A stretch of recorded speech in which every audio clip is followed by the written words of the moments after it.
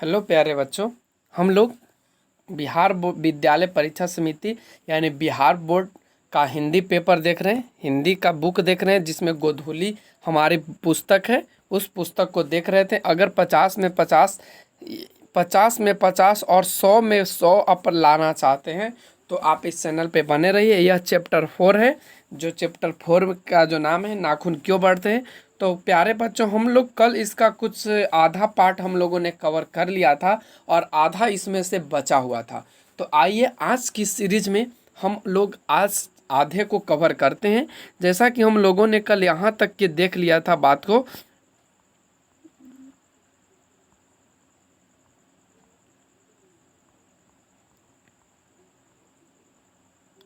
हाँ, यहाँ तक की बात को हमने देख लिया था कि इससे बढ़कर और क्या हो सकता है। तो आज हम लोग आगे बढ़ेंगे। आज का जो सीरीज है वह यहाँ से है। कहता है कि जातियाँ इस देश में अनेक आई हैं। जातियाँ इस देश में अनेक आई है, लड़ती झगड़ती भी हैं और फिर प्रेम पूर्वक बस भी गई हैं। सभ्यता की नाना प्रकार सीढ़ियों पर खड़ी और नाना और मुख करके चलने वाली इन जातियों के लिए एक सामान्य धर्म खोज निकालना कोई सहज बात नहीं थी। भारतवर्ष के ऋषियों ने अनेक प्रकार के इस समस्या को सुलझाने की कोशिश की है, पर एक बात उन्होंने लक्ष्य की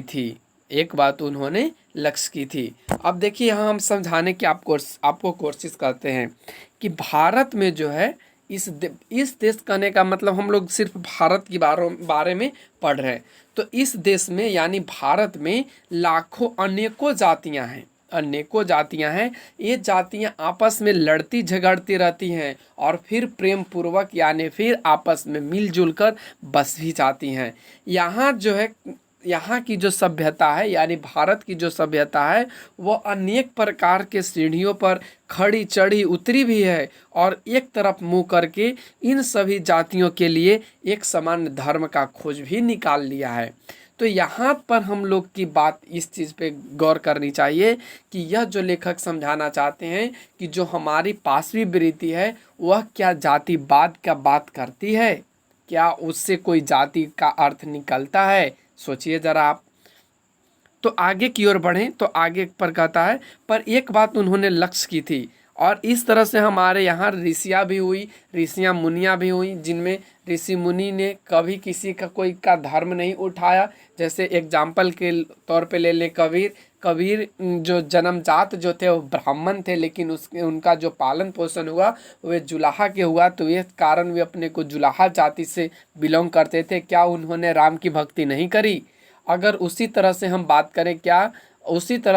बात करें तो बहुत ऐसे कवि हैं जो भारत में ही मतलब एक जाति को लेकर के आगे की ओर वर्चस्व नहीं बढ़ाया, सबों को एक होने की बात कही। तो आइए पढ़ते हैं अगले पॉइंट्स की ओर। कहता है कि समस्त वर्णों, वर्ण के मतलब यहाँ जाति होगा, अल्फाबेट नहीं होगा प्यारे बच्चों, ध्यान रखिएगा। समस्त वर्णों और समस्त जातियों का एक समान आदर्श भी है, वह है अपने ही बंधनों से अपने को बांधना। यानी यहाँ की जाति है अपने बंधनों से खुद को बांध लेता है कि हम ये जाति हैं, वो जाति है, वो जाति है। तो ये ऐसा नहीं होनी चाहिए। मनुष्य पशु से किस बात से भिन्न है? मनुष्य पशु से किस बात से भिन्न है, जरा बताइए। क्या जो मनुष्य है अपनी जो, जैसे एग्जाम्पल के लिए लीजिए बाघ अपने जाति में बांधता है या नहीं? आप सोच के जरा देखिए तो। अगर बाघ कभी बाघ को खा पाता है? नहीं खा पाता है ना। ठीक उसी प्रकार से हम लोग जातिगत भेद में बन जाते हैं। जैसे कोई लड़ाई हुआ तो कहा कि अच्छा तू पासवान है, अब तुमको पटकेंगे। अब यहाँ से एक और एक जाति की बात कर रहा है और एक और दूसरे जाति की बात कर रहा है। तो इस तरह से जातिवाद अपने जात के लिए नहीं होता। लेकिन क्या कोई पशु से जातिवाद भिन्न है? आप बताइए जरा। आहार निद्रा आदि देखिए आगे बढ़ते हैं। आहार निद्रा आदि पशु सुलभ स्वभाव उसके ठीक वैसे ही हैं जैसे अन्य प्राणियों के, लेकिन वह भी पशु से भिन्न है। उससे संयम है, दूसरे के सुख दुख के प्रति संवेदना है, श्रद्धा है, तप है, त्याग है। वह मनुष्य के स्वयं के उद्भावित बंधन भी है। इसलिए मनुष्य झगड़े टंटे को अपना आदर्श नहीं मानता, गुस्से में आकर चढ़ दौड़ने वाले अविवेकी को बुरा समझता है और वचन, मन और शरीर के लिए शरीर से किए गए असत्याचरण को गलत आचरण मानता है। यही किसी भी जाति या वर्ण या समुदाय का धर्म नहीं है, यह मनुष्य मात्र का धर्म है। महाभारत के लिए इसलिए निर्भय भाव, सत्य और अक्रोध को सब वर्णों का सामान्य धर्म कहा गया है। कहते हैं लेखक साहब कि देखो भाई, जिस प्रकार से मनुष्य भिन्न है पशुओं से, है या नहीं, आप बताइए जरा। एक थोड़ा है कि मनुष्य और पशु, क्या पशु पढ़ पाते हैं, क्या समझ पाते हैं बात को? ऐसा नहीं कि आप लोग उसको भी या उसको भी कर मिला दीजिएगा। लेकिन यहाँ पे जो लेखक है मनुष्य को पशु से तुलना की है कि वह फिर भी पशु से भिन्न है। जैसे वह पशु जो आहार निद्रा आदि पशु सुलभ, उसमें संयम है। जो पशु में संयम है, उसमें आहार निद्रा है, जो किसी दूसरे के बातों को समझता है, वह इंसान है, वह पशु नहीं है, वह हम लोग के भांति है। तो यही चीज़ यहाँ पे कहते हैं कि अगर इसलिए मनुष्य जब लड़ता झगड़ता है, डंटे मतलब जो भी चीज़ें अपना आदर्श नहीं मानता, गुस्से में आकर किसी को चढ़ दौड़ने या मारने दौड़ने भागता है, या अपने भी अविवेकी पे जो उसका दिमाग है, जो अपना बोली वचन है, उस पर वह नियंत्रण नहीं कर पाता है, तो वह उसका आचरण गलत है। वह कोई जातिवाद नहीं है, वह कोई सामुदायिक धर्म नहीं है, वह सिर्फ एक ही धर्म है और वह धर्म है मनुष्य मात्र। देखिए यहाँ पे लिखा गया है कि यह सिर्फ मनुष्य मात्र का ही धर्म है, और इसलिए महाभारत में कुछ निर्भय भाव और सत्य और क्रोध के लिए कुछ धर्म के सामान्य धर्म के लिए कुछ कहा गया है। क्या कहा गया है? देखिए, एतति विस्तम श्रेष्ठम सर्वभूतेषु, यानी कहता है कि जिस तरह से सभी लोग मिलकर भारत की रचना करते हैं,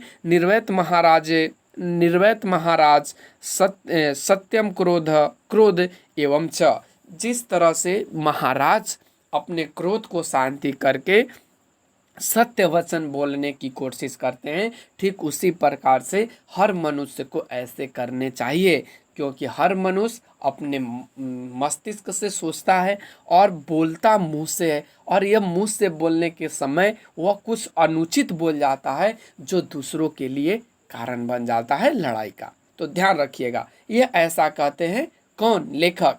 कि लेकिन अगर हम पशु की बात करें तो वह स्वामी भक्ति तो दिखाता है, क्या कभी किसी को गाली वह दे पाता है? नहीं ना। ध्यान रखिएगा, उसमें सिर्फ एक ही अंतर है कि उसके अंदर सूझबूझ नहीं है कि वह क्या कर रहा है, क्या करने जा रहा है। ध्यान रखिएगा इस बात को।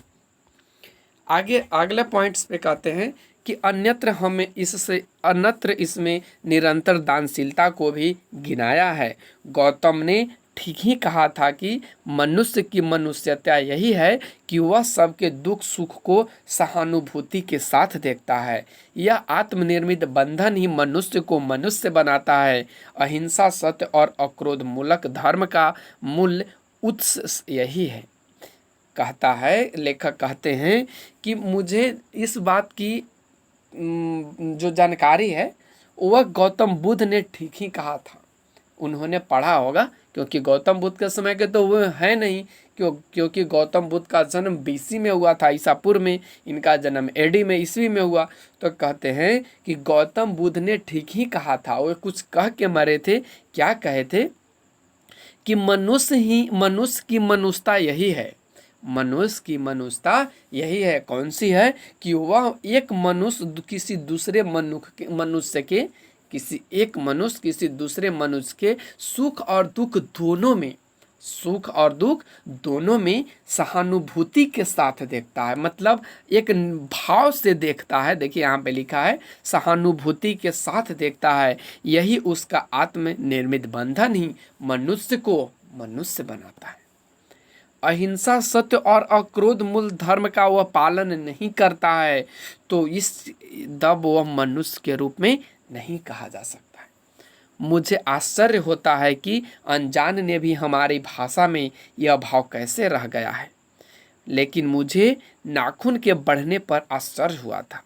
वे कहते हैं कि मुझे आश्चर्य है कि अनजान में भी हमारी भाषा में यह भाव कैसे रह गया था या रह गया है कि नाखून क्यों बढ़ते हैं। यह आश्चर्य वाला बात है। अज्ञान सर्वत्र आदमी को पछाड़ता है और आदमी है कि सदा उसे लोहा लेने को कमर कसे है। यानी जो अज्ञान व्यक्ति है उस सर्वत्र आदमी को, जो अज्ञान है ना, हम लोगों के अंदर अज्ञान जो भरा है ना, वो हमेशा हम लोगों को पछाड़ता है। और एक हम लोग कैसा मनुष्य हैं कि उससे हमेशा लोहा लेने के लिए, हमेशा उससे जूझने के लिए कमर कस के खड़ा है कि आजा फरिया लेते हैं। आगे की बात है, मनुष्य को सुख कैसे मिलेगा। बड़े बड़े नेता कहते हैं वस्तुओं की कमी है। देखिए यहाँ से बढ़ रहे हैं, मनुष्य को सुख कैसे मिलेगा। बड़े बड़े नेता कहते हैं मनुष्य वस्तुओं की कमी है और मशीन बैठाओ और उत्पादन बढ़ाओ और धन की वृद्धि करो और ब्रह्मा उपकरण और बाह्य उपकरणों की ताकत बढ़ाओ, यानी क्वेश्चन था यहाँ पे कि मनुष्य को भैया सुख कैसे मिलेगा। तो जो बड़े बड़े नेता है ना, नेताजी कहते हैं कि भैया एक काम करो, वस्तु की कमी हो गई है, आप यहाँ वस्तु और बनाओ, मशीन बैठा दो, उत्पादन बढ़ा दो, धन की वृद्धि कर दो, और नहीं तो बाहरी उपकरणों की ताकत को बढ़ाओ। जो बाहरी उपकरण लगाए हो ना उसका ताकत बढ़ाओ। तो वहीं पे एक बूढ़ा आदमी कहता, एक बूढ़ा था, क्या कहता है, उसने कहा था, एक बूढ़ा था, उसने कहा था बाहर नहीं भीतर की ओर देखो।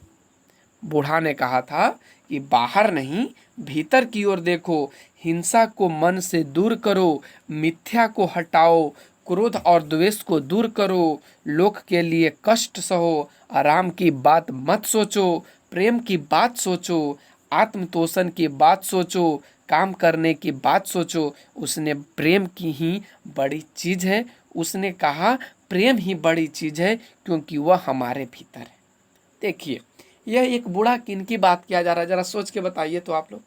यह जो बूढ़ा की बात कर रहा है ना, यह महात्मा गांधी जी का बात कर रहा है, क्योंकि वही उन्होंने कहा था कि अपने मन से जो हिंसा है ना, लड़ाई वाली, उसको आप हटा दो, उसको आप हटा दो। कभी झूठ मत बोलो, जितने झूठ बोलोगे उतने प्रॉब्लम होगा। मिथ्या का मतलब यही होता है।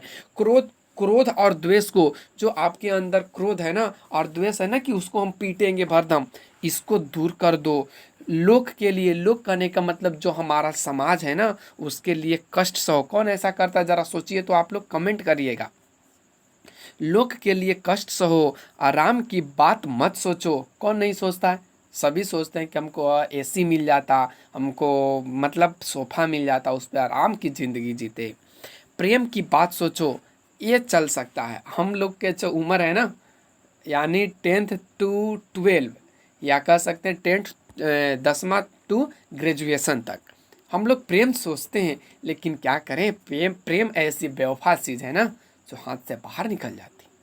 तो प्रेम की बात सोचो, आत्मतोषण की बात सोचो, आत्म का भी इस बात सोचना है, काम करने की बात सोचो। ये तो कभी सोचते नहीं है, चलो जो होगा सो देखा जाएगा। उसने कहा कि प्रेम ही बड़ी चीज़ है। इसकी बात में सहमति सभी स्टूडेंट हो जाते हैं कि प्रेम ही सभी चीज़ है। पता नहीं क्यों प्रेम में उनको कुछ ऐसा दिखता है। वे कहते हैं कि आप अपने भीतर देखो। मतलब वे कहते हैं, कौन, गांधी जी एक बूढ़े व्यक्ति की बात यहाँ पे कर रहा है। उच्च श्रृंखलता पशु की प्रवृत्ति है, उच्च श्रृंखलता पशु की प्रवृत्ति है। स्व का बंधन, यहाँ से बढ़ रहे हैं, स्व का बंधन मनुष्य का स्वभाव है। बूढ़े की बात अच्छी लगी या नहीं पता नहीं, उसे गोली मार दी गई। देखिए हमने कहा था ना, वह उन्हीं की बात कर रहा है, उन्हीं की बात कर रहे हैं लेखक साहब।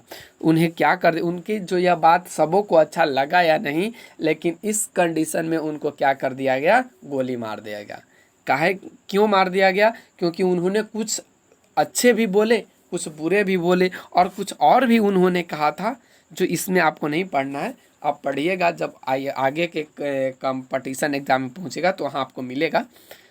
आदमी के नाखून बढ़ने की प्रवृत्ति ही हावी हुई है। जो आदमी का नाखून जैसे बढ़ रहा है ना, वैसे ही उनकी प्रवृत्ति हावी हुई है। मैं हैरान होकर सोचता हूँ कि बूढ़े ने कितनी गहराई में बैठकर मनुष्य की वास्तविकता चरितार्थ का पता लगाया था। यानी लेखक कहते हैं ना कि मैं सोच सोच के हैरान रह जाता हूँ, तंग रह जाता हूँ कि उस बूढ़े ने कितने अच्छा बात सोचा था, कितने गहराई की बात उसने सोचा था, लेकिन वास्तविकता पता चलने से पहले ही उसे इस दुनिया से उठा दिया गया। आगे बढ़ते हैं। ऐसा कोई दिन आ सकता है जबकि मनुष्य के नाखूनों का बढ़ना बंद हो जाएगा। उन्होंने कहते हैं कि ऐसा कोई दिन आ सकता है जो मनुष्य के नाखून का बढ़ना बंद हो जाएगा। प्राणी शास्त्रियों का ऐसा अनुमान है कि मनुष्य के अनावश्यक अंग उसी प्रकार झड़ जाएगा जिस प्रकार उसकी पूंछ झड़ गई है। यानी जो प्राणी शास्त्र के, जो बायोलॉजी के जो शास्त्री हैं, वे कहते हैं कि जिस प्रकार से हम लोगों का जो पूंछ था ना, हम लोग बंदर की प्रजाति के थे, आपको पता है ना, होमोसेपियंस। तो वही हम लोग को जो पूंछ था ना, तो समय के साथ अनावश्यक अंग जो था वह झड़ गया। ठीक उसी प्रकार से यह जो नाखून है ना, जो अनावश्यक है, समय के साथ ये भी झड़ जाएगा। ये कौन बोल रहे हैं? प्राणी शास्त्र के वैज्ञानिकों ने। आगे बढ़ें तो कहता है कि उस दिन मनुष्य की पशुता भी लुप्त हो जाएगी। जब नाखून झड़ जाएगा ना, तो उस दिन मनुष्य की पशुता लुप्त हो जाएगी। शायद उस दिन वह मरण शास्त्रों का प्रयोग भी बंद कर देगा। शायद उस दिन वह मरना शास्त्रों का प्रयोग भी बंद कर देगा। तब तक इस बात से छोटे बच्चों को परिचित करा देना वांछनीय जान पड़ता है कि मनुष्य की अपनी इच्छा है, अपना आदर्श है। मनुष्य की अपनी इच्छा है, अपनी आदर्श है। बेहतर जीवन में अस्त्र शस्त्रों को बढ़ने देना मनुष्य की अपनी इच्छा की निशानी है और उनकी बाढ़ को रोकना मनुष्यता का तकाजा है। कहते हैं लेखक कि देखिए, हम लोग छोटे बच्चे को यह परिचित करा देने के लिए वांछनीय जान पड़ते हैं। क्यों जान पड़ते हैं? क्योंकि यह मनुष्य की अपनी इच्छा है, अपना आदर्श है कि अपने जो बड़ा जीवन है ना, उसमें अस्त्र शस्त्र को बढ़ा देना है। जैसे कोई छोटी सी बात बोले ना, जैसे आज गांव में लड़ाई होता है, महल या सोसाइटी में लड़ाई होता है ना, तुरंत भर में लोग कहते हैं लाओ जरा बंदूक हो घर में से। तो यहाँ पे जो यह प्रॉब्लम है ना, यही अस्त्र शस्त्र को बढ़ावा देने का नतीजा है। जो हम लोग बात बात में बंदूक की धमकी दे देते हैं, हम लोग बात बात में अस्त्र शस्त्र की धमकी दे देते हैं, तो यही चीज़ लेखक कहते हैं कि यह रोकना मुमकिन है आज के डेट में, और यह हमेशा घृणा की बात भी है जो आगे चलकर मनुष्य की इच्छा की निशानी बनेगी। और इस बाढ़ को रोकना मनुष्य का तकाजा है। आगे कहते हैं, मनुष्य में जो घृणा है, जो अनायास बिना सिखाए आ जाती है। जो हम लोगों में घृणा है ना, एक दूसरे को देखकर, कभी किसी ने माँ पिताजी ने सिखाया है आपको? नहीं ना। आप लोग घृणा देखकर कहते हैं अरे वो फलना वैसे, अरे वो छोड़ो, वो बेकार है, अरे उसको ऐसे करने दो भाई, तो हम लोग उससे घृणा कर लेते हैं। तो वही कहता है, जो अनायास बिना सिखाए आ जाती है वह पशुत्व का घोतक है। जो पशुत्व के क्या है, वह घोतक है। और अपने को संयम रखना, दूसरे के मनोभाव का आदर करना मनुष्य का स्वधर्म है। बच्चे यह जाने तो अच्छा हो कि अभ्यास और तप से प्राप्त वस्तुएं मनुष्य की महिमा को सूचित करती है। जो बच्चे हैं ना, उनको ये जानना चाहिए कि जो अभ्यास और तप से, अभ्यास कहने का मतलब जो आप रेगुलर उसको देख रहे हो, जैसे आप लोग पढ़ रहे हो ना रेगुलर, तो यह आपका अभ्यास है। और तप के मतलब उसी तप में आप जल रहे हो, उसी चीज़ में आप जल रहे हो जिसकी आप तैयारी कर रहे हो। तो इस कंडीशन में आपका जो परिणाम आएगा ना, वह बहुत महिमा होगा, बहुत बड़ी होगी, बड़ी आपको सुकून देगा। तो यही कहते हैं लेखक। आगे बढ़ें तो आगे पॉइंट में कहता है, सफलता और चरितार्थ में अंतर है। कहते हैं कि सफलता और चरितार्थ, सफलता क्या है, आइए पढ़ते हैं सब आगे। मनुष्य मारण शास्त्रों के संचयन से बाह्य उपकरणों के बाहुल्य से उस वस्तु को भी पा सकता है जिसे उसने बड़े आडंबर के साथ सफलता नाम दे रखा है। समझिए कितने अच्छे पॉइंट कहे हैं कि मनुष्य मारना शस्त्रों से, यानी मारन शस्त्रों कहने का मतलब अपने जो हथियार रखा है ना उसके संचयन से, उसके मतलब जमा करके बाह्य उपकरणों के बाहुल्यता को बढ़ाकर, यानी बाह्य जो उपकरण है उसको हम लोग अपनी शरण देकर उस वस्तु को भी पा सकते हैं, उस वस्तु को भी पा सकते हैं जिसे बहुत आडंबर यानी बहुत दुख के साथ हमने सफलता का नाम दिया है। बहुत दुख के साथ, जैसे आज के डेट में हम लोग सफलता कब मानते हैं, जब रिजल्ट आ जाए। तो इसके लिए आप लोग क्या करते हो, कुछ ऐसे भी स्टूडेंट होते हैं जो टीचर को मतलब भद्दी भद्दी बातें बोल देते हैं, नहीं तो उनके लिए कुछ मतलब ऐसा बोल देते हैं कि मेरे पास ये है वो है, आप नहीं ऐसे करिएगा तो हम आपको ऐसे कर देंगे। तो यहाँ पे वही चीज़ कहने की कोशिश कर रहा है कि यही जो सफलता नाम है यह बहुत ही आने वाले समय में बहुत ही खराब कंडीशन में पहुंच जाएगी। देखिए आगे कहता है, परंतु मनुष्य की चरितार्थ प्रेम में है। चरितार्थ का मतलब होता है प्रेम।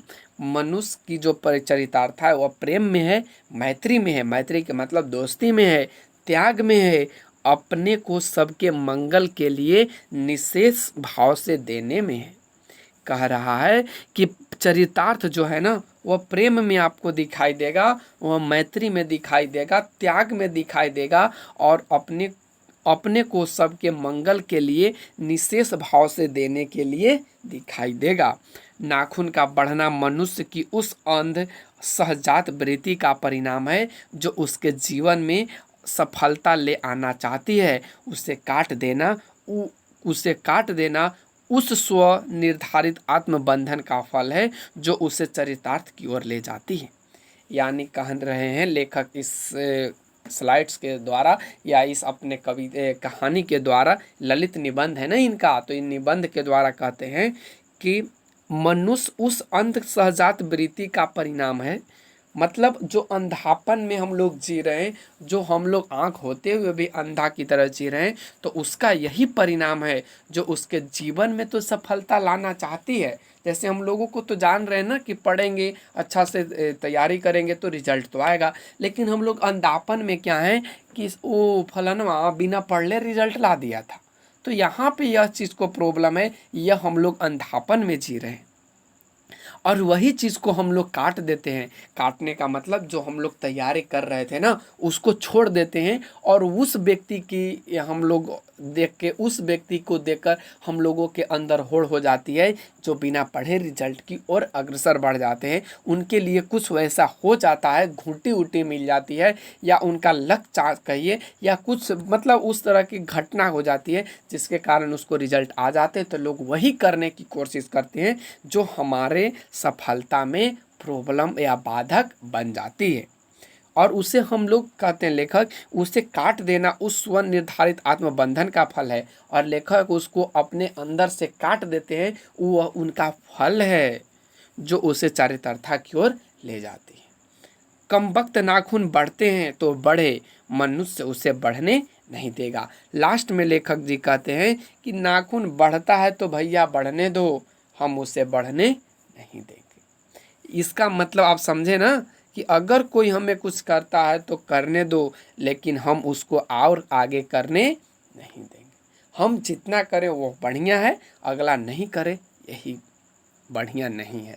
तो लेखक आप जो इस कहानी से आपको क्या शिक्षा मिला आप कमेंट करके ज़रूर बताइएगा, आप कमेंट करके ज़रूर बताइएगा। जैसा कि आपको आज का यह स्लाइड फिर से हम आपको लास्ट में दिखा देते हैं कि हम लोग हिंदी गोधूली भाग का तैयारी कर रहे हैं जिसमें 50 नंबर ऑब्जेक्टिव, 50 से हम लोग मतलब 100 नंबर जो हिंदी होता है उन सभी का तैयारी करेंगे इसी चैनल पे, इसी हिंदी के माध्यम से। तो आप लोग इस चैनल पे बने रहिए, इसमें केवल रिवीजन है। आप लोग सिर्फ सुनिए और क्वेश्चन को डील करिए। हम एक टेस्ट सीरीज इस पे लाते रहते हैं, एक सप्ताह में 3-4 टेस्ट सीरीज जो 20-20 ऑब्जेक्टिव क्वेश्चंस का रहता है, अगला बार से कोशिश करेंगे कि 35-40 हो। तो आप लोग चैनल पे बने रहिए, आपका फुल रिवीजन और फुल तैयारी का मैं गारंटी देता हूँ। आप सिर्फ बेल आइकन और सब्सक्राइब बटन को प्रेस कर दें। तो आज के लिए इतना ही। Thanks for watching.